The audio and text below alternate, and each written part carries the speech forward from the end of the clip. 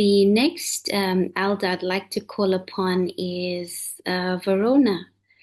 And Verona is a healer. She's an educator, a filmmaker, amongst many things.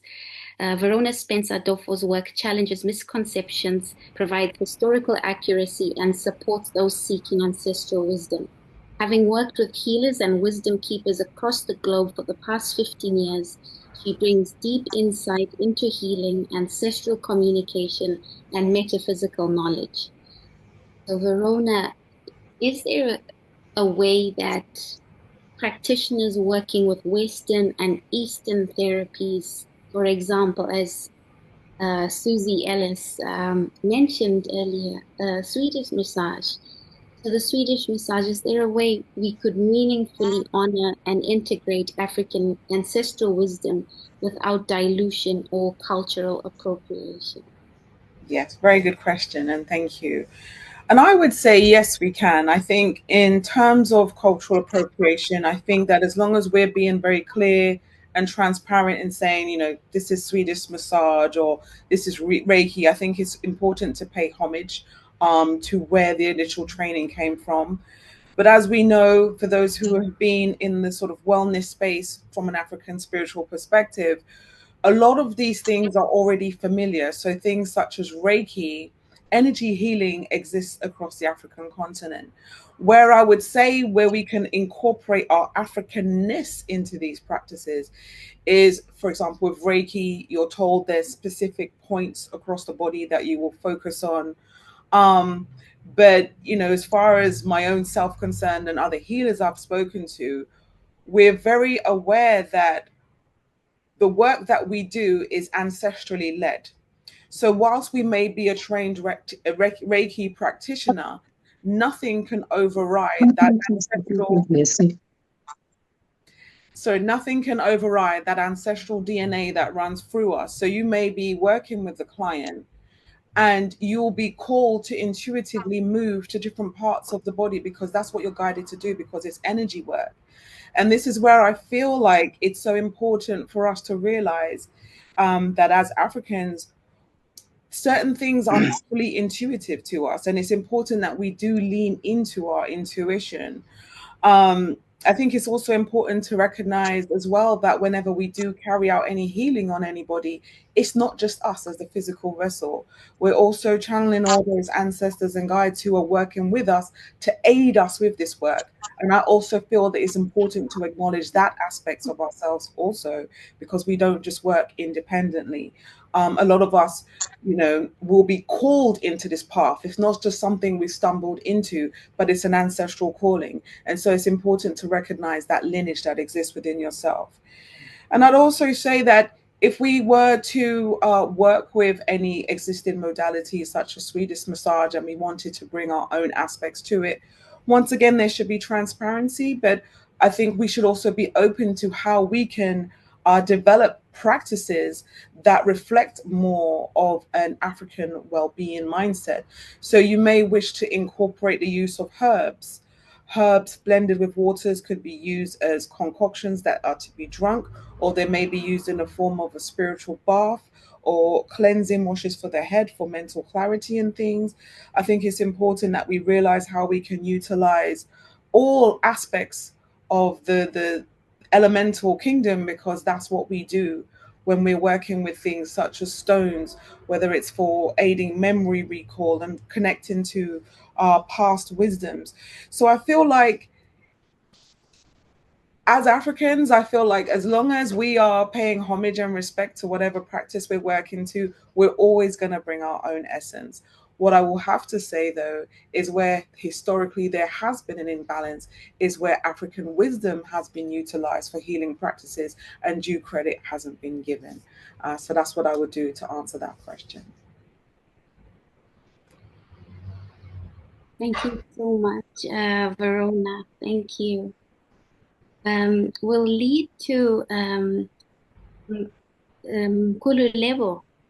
So Yes. Kululebo is a devoted caretaker and spiritual steward of the Credo Mutua cultural village in Soweto.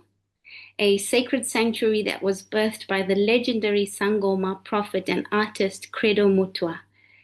So through shamanic drumming, seasonal rituals, and powerful storytelling, Nkululeko carries the fire of Credo's vision forward.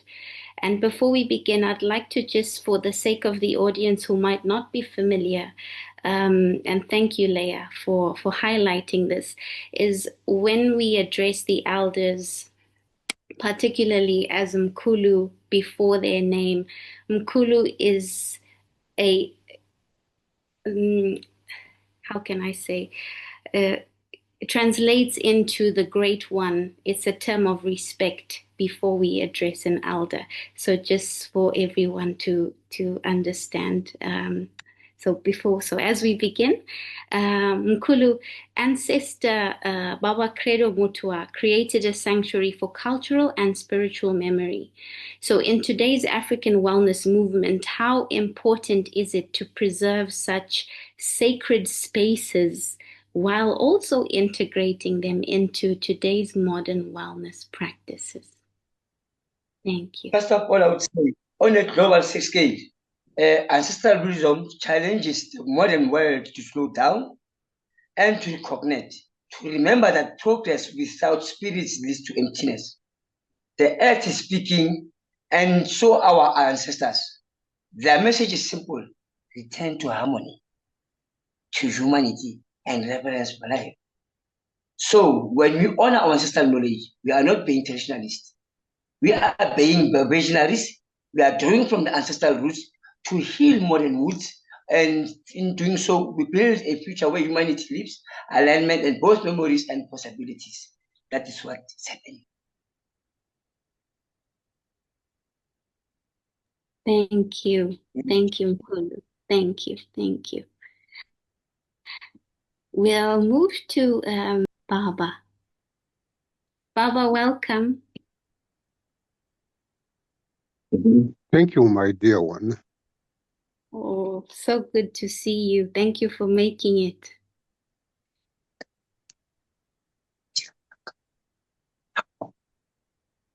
Yes. So we'll begin. Baba Mandaza is an indigenous healer from Bulawayo, Zimbabwe, my hometown. And he is an initiate through the tradition of Njuzu, the water spirit, and of the lion spirit. He is known internationally for his loving presence and for his preservation of the old ways. He stands for truth, love, justice, and peace in the world. So, Baba, our question for you is that you have journeyed between worlds, carrying ancestral vision as a messenger. What message do you feel the ancestors are calling you to bring to all of us here gathered as practitioners, seekers, elders, and the wellness community at large, so that this summit is more than a gathering, but really a turning point into how we steward African wellness together? Thank you. Well, that's a big question. And I'm so delighted that this important question is being asked by the young generation of our peoples of the world today. There must be something that is going wrong in our world systems that is disturbing the peace of our people of all colors on earth. This is a way of trying to remember who we are and where we come from, and who is being guiding us. This comes in the form of healing, because we have a wound that is disturbing us. Therefore, we seek for healing, and the healing that will take us into peacemaking. If we look around the globe of today, you see the presence of policemen, soldiers, security personnel deployed everywhere. So when you see the presence of policemen on the street, remember that all is not well in that community. So there is a problem in our human community that we are trying to look at. That Babakredo Mutkwa and the other great leaders, Mahatma Gandhi, were also looking at that time. So we have a challenge. We are praying everywhere for peace. That is why we've got United Nations established. We've got governments that we have established in our countries. All those are ways and means of finding ways of bringing order in our human system. So we are definitely dealing with the issue of healing and peacemaking. We'll go deeper into those issues step by step. That's why Credo Mutko was there, and Mahatma Gandhi was there, Shaminuka, Nehanda, and other great spiritual leaders were there for. That is my observation of what we have to share from today. Thank you. Thank you so much. I've had to change devices, so I'll just ask you later, please, can you spotlight me? Baba, thank you so much for your wisdom. We are bathing and taking it all in. Tino Tenda in Shona, that translates to we thank you. Wow, wow. I think I need to have a glass of water because things are heating up. Thank you, Baba. You're welcome, my dear one. Oh, I'd like to move to our Mkulu Ombete. Mkulu Ombete is, as he's explained and shared earlier on, Mkulu has over 17 years of experience in the indigenous healing space. He's served as an anointed priest, a prophet, a govela, which is a spiritual mentor, an internal student, philosopher, and metaphysician. His work integrates psychology, health, socialism, and the general functioning of individuals and families and their impact on communities. So Mkulu, I think this is such a great question to open up with. And we'd like to know, is your sacred role as a Sangoma, which is often generalized or misunderstood, could you help us understand what and who a Sangoma is, and just to illuminate the different categories within this sacred calling? Thank you. Bayete. Greetings again, elders. Thank you so much once again for this opportunity.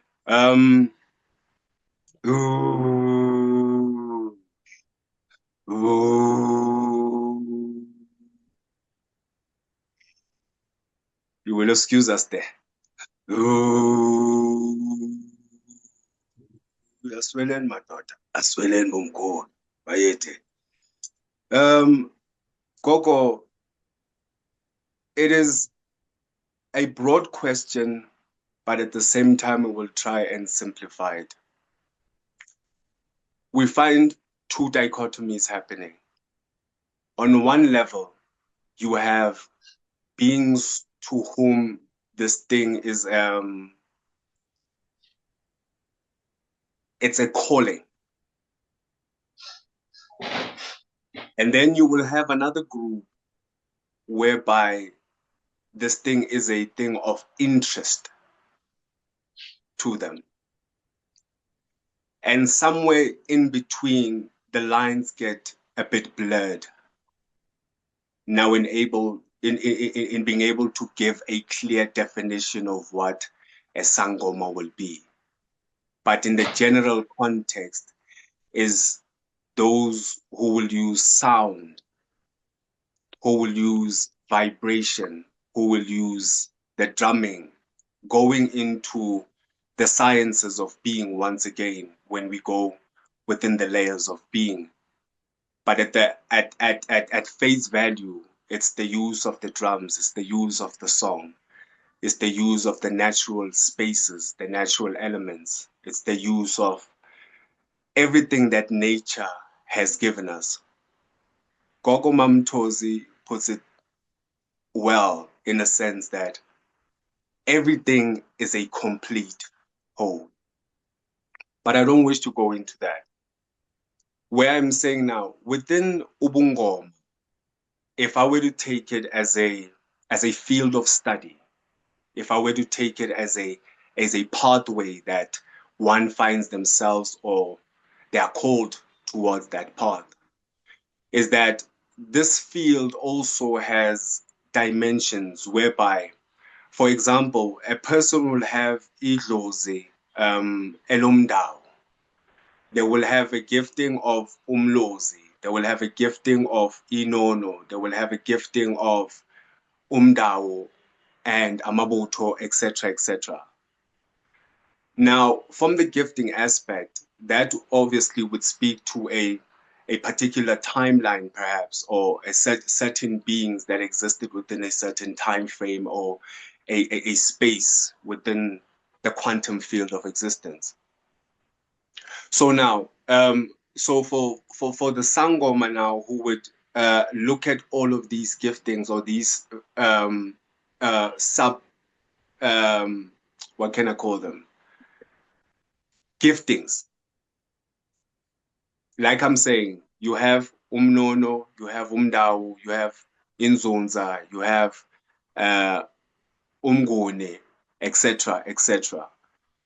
Now, for the student, these also become classrooms or modules of study, because these giftings in themselves have their own dimension in terms of how you come to understand and the inner workings of them, because there are also certain gifts now that also get activated when one is going through these deeper lessons or these deeper initiations, you know, because people tend to think that the Sangoma only ends at the point where they go through the whole initiation process, and once the Ndwaso has happened or the initiation day has happened, that is where the lesson stops, or that's where the initiation stops. But for the true student, or for the ones who will be called to elderhood, if I may put it like that, ubukobela, for example, you get what I'm saying? You will go now into the finer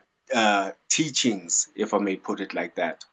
So what I'm saying is that within my experience, having been in all these different spaces, I found myself having to work with different elements. On one level, I'll be a chemist because, you know, Tunyanga is working with herbal medicines, you know, aspects of it I've seen today. They are also incorporated within homeopathy. You know, I've seen how they have used certain natural herbs. I've had the privilege of having to have that particular experience for myself, in a sense, where I'm saying that I've seen some of how the herbal medicines have come in. So in researching and also finding somewhat of a bridge, because for me it was always that thing to say, how do we also remain authentic in as much as we have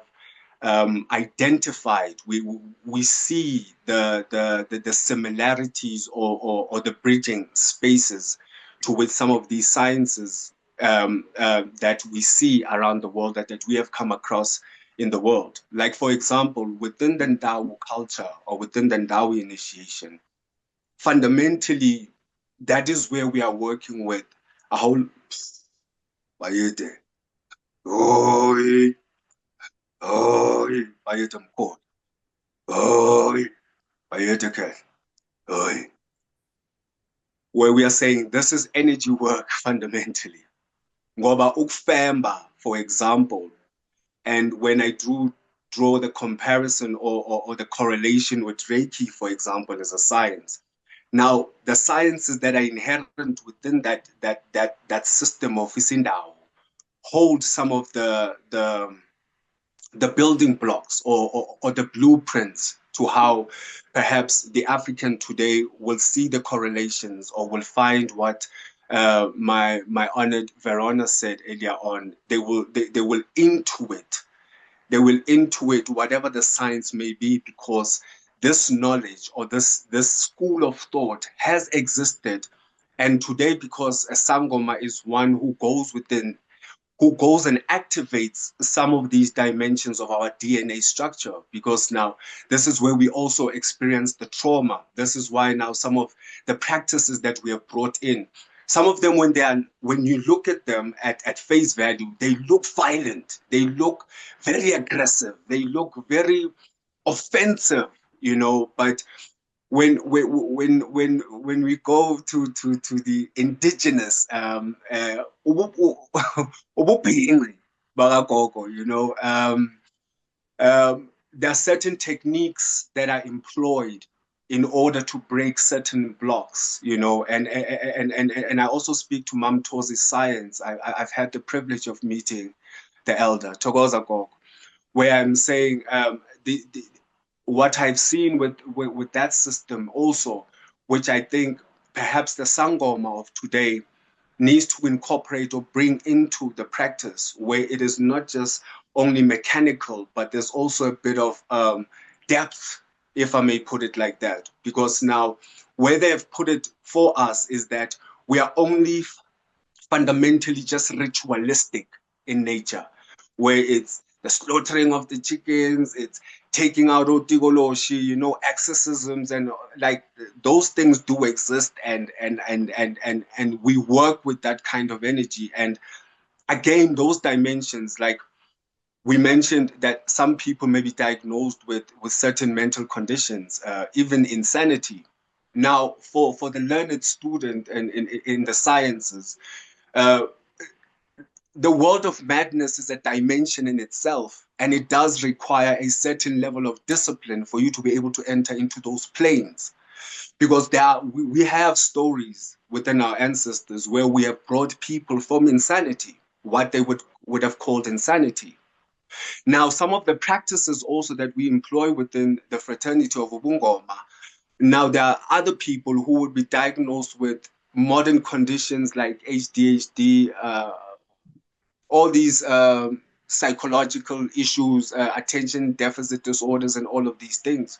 But we have seen that with the incorporation of certain herbs, because again, as a chemist, as a scientist in that field of Ubungoma, there are certain elements within the plant kingdom, and not only the plant kingdom, and other elements within nature, because again, the Sangoma is the one who is able to read these fundamental energies of nature.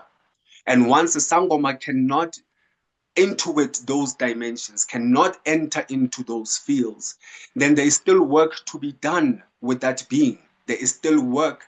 There are still layers that need to be broken down for that student. You get what I'm saying? Because now this is where now even the issue of a miscommunication or a lack of communication or a break in communication between them and the ancestors becomes a thing to perceive when it is not.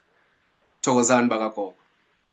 So what I'm saying is that now Ubungoma gives you this framework in order now on how to come to work with the different energies or the different giftings that people would possess, and now in guidance, because again, initiation has always been one of our things.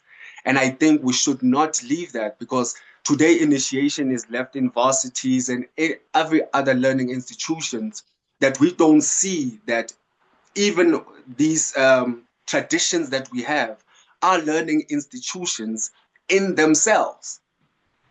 Because they become such a lived experience for us, we don't see them as fields of study, if I may put it like that. I don't know if that makes sense. So now we will not, then it now breaks us in not being able to see or extract value from our lived experience and realize that the ancestors are still here. It is not still a thing to be perceived or something to still reach out to. If we are saying we are them in this present moment in time, then we need to align ourselves in such a way that we are able to receive these messages without conflict with ourselves. But the illusion is that we haven't detoxed. Some of us have not detoxed from the traumas, from the psychic attacks and the psychic spells that are still there. And I'm sorry to speak with such aggression when it comes to that space. You know what I'm saying? Because I'm saying there are still some of our ancestors that are trapped in some of these dimensions that were superimposed and created on them. And some of us is 300, 400 years of this bridge that still holds a lot of healing, or that still needs a healing that we need to still bring forward. You know what I'm saying? So where I'm saying now, in some of my ancestral work is being able now to free some of those timelines, to be able to free city sizokulahlisa gogo noma sizoyenza umsebenzi noma sizomisa umsamo kamusha. Now, sorry for speaking Zulu at that point, but what I'm saying, we are going to realign your space. We are going to realign the movement of the ship. We are going to realign. And this realignment is not only a ritualistic thing where there's an animal to be slaughtered and there are people going to be there and there's food. No, there are certain alignments with cosmic understandings as well, because there are certain dates in which some of these things need to be performed at. This is why sometimes our people hit a miss when they perform certain rituals, because the timelines or the dates in which they are supposed to be coming in is off center. Bayete. So the Sangoma now is the one who would be able now to bring it a bit closer now in terms of a practice, perhaps, a certain methodology, perhaps.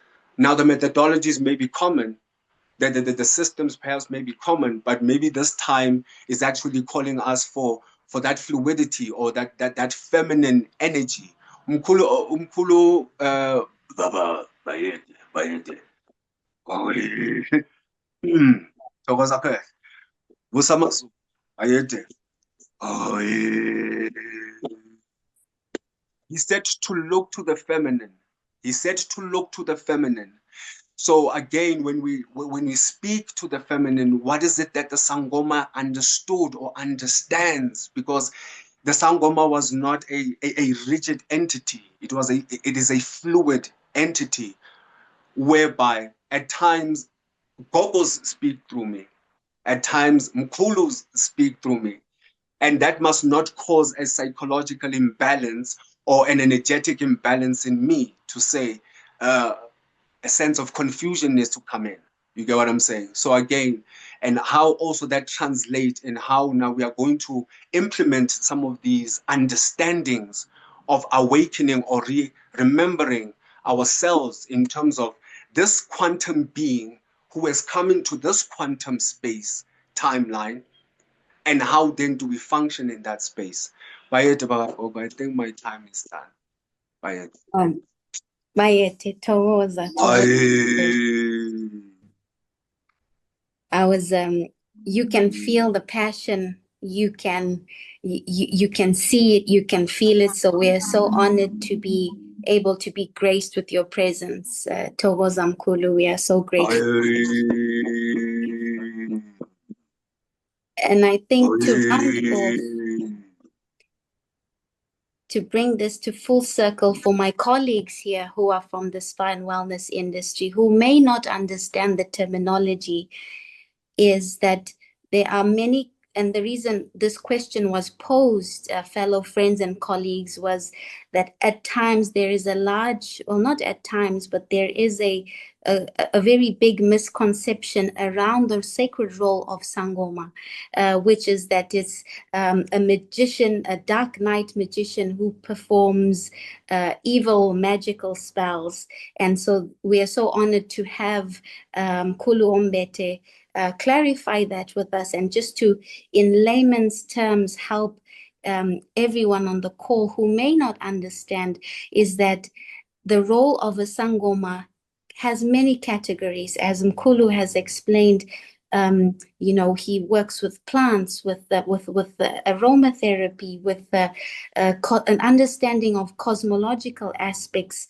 So there's so many facets to it that help bring someone into alignment. And it's not solely ritualistic in the sense that there's sacrificial performances with animals, as it may be. So as I'm also a student, so we all are, and thank you for bringing that to light for us via Temkulu.